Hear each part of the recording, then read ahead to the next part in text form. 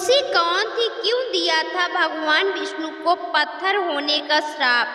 पौराणिक काल में एक थी लड़की, नाम था वृंदा।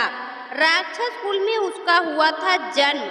वृंदा बचपन से ही भगवान विष्णु जी की परम भक्त थी। बड़े ही प्रेम से भगवान की पूजा किया करती थी। जब वह बड़ी हुई तो उनका विवाह राक्षस कुल में दानव राज जलंधर से हो गया। जलंधर समुद्र से उत्पन्न हुआ था।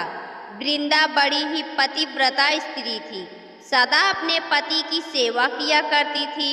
एक बार देवताओं और दानवों में युद्ध हुआ। जब जलंधर युद्ध पर जाने लगे तो वृंदा ने कहा, स्वामी आप युद्ध पर जा रहे हैं, आप जब तक युद्ध में रहेंगे मैं पूजा में बैठकर आपकी जीत के लिए अनुष्ठान करूंगी, और जब तक आप वापस नहीं आ जाते मैं अपना संकल्प नहीं छोड़ूंगी। जलंधर तो युद्ध में चले गए और वृंदा व्रत का संकल्प लेकर पूजा में बैठ गई। उनके व्रत के प्रभाव से देवता भी जलंधर को ना जीत सके। सारे देवता जब हारने लगे तो भगवान विष्णु जी के पास गए। सबने भगवान से प्रार्थना की तो भगवान कहने लगे कि वृंदा मेरी परम भक्त है, मैं उसके साथ छल नहीं कर सकता। पर देवता बोले, भगवान दूसरा कोई उपाय भी तो नहीं है, अब आप ही हमारी मदद कर सकते हैं।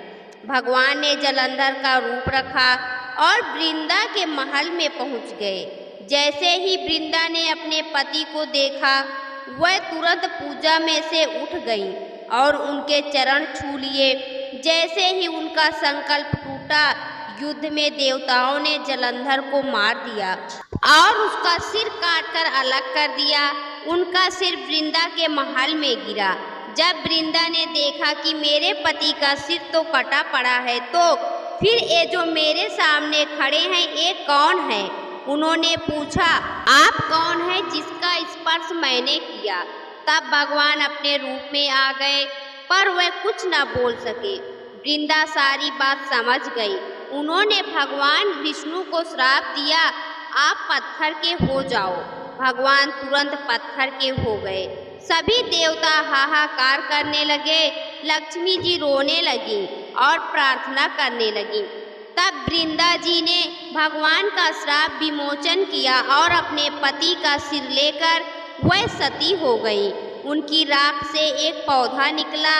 तब भगवान विष्णु जी ने कहा, आज से इनका नाम तुलसी है और मेरा एक रूप इस पत्थर के रूप में रहेगा, जिसे शालिग्राम के नाम से तुलसी जी के साथ ही पूजा जाएगा, और मैं बिना तुलसी जी के भोग स्वीकार नहीं करूँगा।